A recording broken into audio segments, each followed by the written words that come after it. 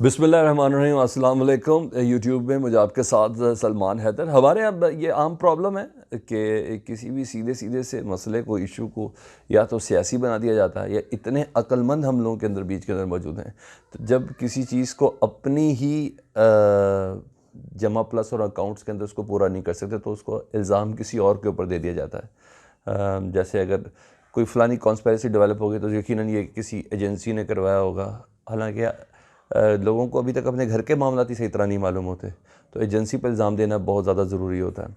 इसमें कुछ चीज़ें इतनी सीरियस इश्यूज़ होती हैं तो उसके अंदर से मेन मिखे निकालने की कोशिश करते हैं कि क्या ये कोई सियासी इशू तो नहीं है, या सियासी इशू बनाने की कोशिश तो नहीं की जा रही। यही अभी भी हो रहा है। मैं आपसे बात कर रहा हूँ साने बलूचिस्तान के हवाले से। लवाकिन 11 लाशें सड़क पर रख कर एहतजाज कर रहे हैं। मैंने कल रात सारे टीवी शोज़ देखे, आज के सारे अखबारात देखे, सब में ना सियासत के अंसर को उजागर करने की कोशिश की जा रही है। कहीं कोई सियासी जमात की पुश्तपनाही इन 11 लाशों के वर्सा को तो हासिल नहीं है। कोई शर्म करनी चाहिए, कोई शर्म करनी चाहिए। आप क्या, या हमारे कोई अगर फ़ौत हो जाएगा तो, या शहीद कर दिया जाएगा तो किसी सियासी पुश्तपनाही के तहत उसकी सड़क पर उसकी लाश की बेहुरमती करते हुए उसको सड़क पर रखेंगे? इसको दफनाना नहीं है? तो मेरा ख़्याल है कि ये माशरे की एक पस्ती का आलम है।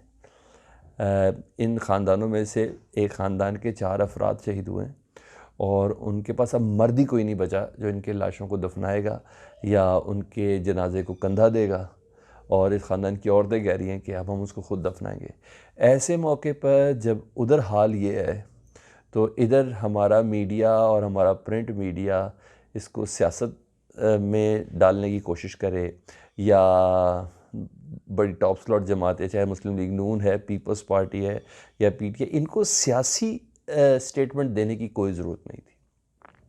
और उसकी वजह क्या है मुझे तो बिल्कुल नहीं मालूम। हाँ, एक दूसरे को तुफ करना है ना। क्या करेगी पीपल्स पार्टी पीटीआई पे तनकीद, जब पीपल्स पार्टी के दौर में 90 लाशें रख के ये लोग सड़क पर थे और उस वक्त वज़ीर आज़म राजा परवेज़ अशरफ इन्हीं की इमाम बारगाह के अंदर गए थे और माफ़ी भी मांगी थी और सॉरी भी किया था और कहा था नेक्स्ट टाइम ये काम नहीं होगा। तो वो किस तरह पीटीआई की हुकूमत को तनकीद करेंगे? अच्छा, दूसरा, नून लीग की अगर मरियम बीबी या कोई और स्टेटमेंट दे तो कैसे दे सकते हैं स्टेटमेंट? नून लीग की हुकूमत में जब इन्होंने दर्जनों लाशें सड़क पर रखी थी ना, उस वक्त जब ये इंसिडेंट हुआ था तो उन्होंने प्राइम मिनिस्टर ऑफ पाकिस्तान को नहीं बुलाया था अपने पास। चौधरी निसार गए थे वज़ीर दाखिला की हैसियत से, लेकिन उन्होंने प्राइम मिनिस्टर ऑफ पाकिस्तान को अपने पास नहीं बुलाया था कि मियाँ मोहम्मद नवाज शरीफ आके हमारे ज़ख्मों पर नरम छिड़कें, हमारे ज़ख्मों पर मरहम रखें। उन्होंने मियाँ नवाज शरीफ साहब को नहीं बुलाया था। उन्होंने नहीं कहा था कि रियासत हमें हमारे वारसान को इतने पैसे दे, ऐसी कोई चीज़ उन्होंने नहीं की थी। उन्होंने कहा वापस चले जाएं, हमें मियाँ नवाज शरीफ साहब से किसी किस्म की कोई हेल्प नहीं चाहिए, हमें आर्मी चीफ ला के दें, क्योंकि वक्त का एक वज़ीर आज़म हमें पहले गारंटी दे चुका है और अब हमें एक इदारे का सरबराह आर्मी चीफ चाहिए जो हमें तसल्ली दे कि अब आने वाले दिनों में इस तरह का वाक़या उनकी बरादरी के साथ, उनके सेक्ट के साथ नहीं दिया जाएगा। इतनी सी बात है। तो मुस्लिम लीग नून तनकीद करने का आंसर नहीं रखती। और इस बार क्या हुआ, फिर वक्त का वज़ीर दाखिला गया शेख रशीद साहब, उन्होंने तमाम बातें की उनसे कि जी मेरे पर भी 4 अटैक हो चुके हैं इस तरह के, मेरे भी गली के अंदर इतने लोग शहीद हो चुके हैं। उन्होंने कहा नहीं, अब तब्दीली का दावेदार, रियासत मदीना का नारा बुलंद करने वाला, इंसाफ की बात करने वाला, करप्शन को ख़त्म करने का जिसने भी नारा बुलंद किया वो वज़ीर आज़म इधर होगा तो हम अपने ये 11 मज़दूरों की, अपने प्यारों की लाशों को दफनाएंगे। इतनी सी बात है। 25-25 लाख रुपया शेख रशीद साहब अनाउंस कर रहे हैं कि जी इनके लवाकिन को दिए जाएंगे। उन्होंने मांगे आपसे, अपनी लाशों को कंधा मांग रहे हैं आपसे, वारिसान को पैसे मांग रहे हैं या नौकरियां मांग रहे हैं, ऐसी कोई चीज़ वो नहीं मांग रहे। वो कह रहे हैं बस कर दें, बस कर दें, हमारे चेहरे की साख्त की बिना पर हमसे दहशतगर्दी ना करें, हमें ना मारा जाए। इस बार मच की इंतज़ामिया को फारिग किया जाए, जिम्मेदार ठहराया जाए। सूबाई वज़ीर दाखिला को कुछ नहीं मानते, कई आए तसल्लियाँ तसल्लियाँ दे के गम में बराबर के शरीक, ये शरीकों से होते हैं। बराबर के शरीक होने से किसी के रिश्तेदार वापस आते, इंसाफ मिलने से किसी को थोड़ी तसल्ली होती है। गमगुसारी से गम नहीं कम होता, इंसाफ मिलने से होता है। इनका छीना गया है, मशीयत ईज़दी से नहीं गए ये, इनका प्यारा इनसे छीना गया है और इतनी बर्बरियत के साथ छीना गया है। तो वज़ीर आज़म पाकिस्तान से ये लोग ये मुतालबा कर रहे हैं और इतनी सी बात है। और मेरे पास इतला दिए हैं कि वज़ीर आज़म पाकिस्तान ने फ़ैसला भी कर लिया, चंद घंटों में। मौसम का थोड़ा सा वेट किया जा रहा है, तो वज़ीर आज़म पाकिस्तान खुद भी जाएंगे और इस बार ये जुडिशल इंक्वायरी का ये मांग रहे हैं मुतालबा, ताकि जुडिशल इंक्वायरी में पता तो चल सके कौन शख्स मुलव्वस है, कौन सी तंजीम मुलव्वस है, और इस तंजीम के तदारुक के लिए पाकिस्तान की रियासत अपने इदारों के हमरा कर क्या रही है, ताकि किसी को पूछ तो सकें ये चीज़ें। कब तक डालेंगे BLA था, कब डालेंगे TTP था, इनका कोई नेक्सिस था, नेक्सिस से पता नहीं किसी दाइश ने इसकी जिम्मेदारी कबूल कर ली। ये सब हवाई बातें हैं।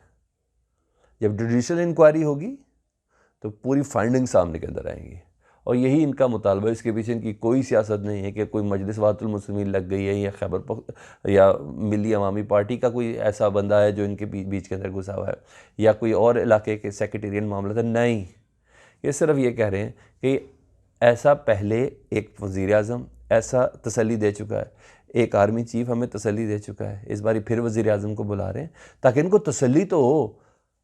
अपने प्यारों की डेड बॉडीज़ देख के देखो, तुम्हारे इंसाफ की खातिर मैंने वक्त के हाकिम को अपने पास बुलाया था। देखो, इससे पहले तुम्हारे इंसाफ की खातिर वक्त के सबसे बड़े एग्जीक्यूशनर को तुम्हारे पास बुलाया था। देखो, इस बार फिर तुम्हारे लिए वक्त का हाकिम बुलाया। इतनी सी बात है। इनका ये एहतजाज है। क्या कर रहे हैं? कोई सड़कें जला रहे हैं, किसी के सिग्नल को तोड़ा इन्होंने, कोई बैंक का शीशा तोड़ा है तो मुझे बता दें, या किसी की अमलाक को आग लगाई, किसी की गाड़ी को आग लगाई, किसी की मोटरसाइकिल को आग लगाई है, पेट्रोल छिड़क को आग लगाई, वो टायर जलाएं, कुछ किया इन्होंने। ये होता है खामोश एहतजाज, जिसकी बिना पर वज़ीर आज़म पाकिस्तान इमरान खान को कोयटा जाना पड़ा है। ये है वो खामोश एहतजाज जिसमें किसी का कोई नुकसान नहीं हो रहा। किसी ने बीच में बात की, मुझे उधर से मालूम हुआ, उन्होंने कहा कि आप प्लीज़ इन जनाज़ों को दफना दें।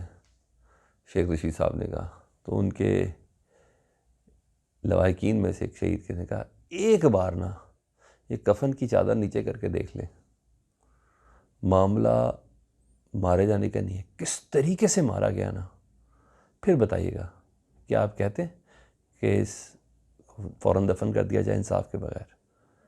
इतनी ज़रूरत भी नहीं है किसी में कि सिर्फ चादर ऊपर से उठा के देख लें कि इस शख्स को कितनी ब्रूटलिटी के साथ, कितनी सफाकियत के साथ मारा गया है। ये होता है खामोश एहतजाज। ये सिर्फ ये मांग रहे हैं।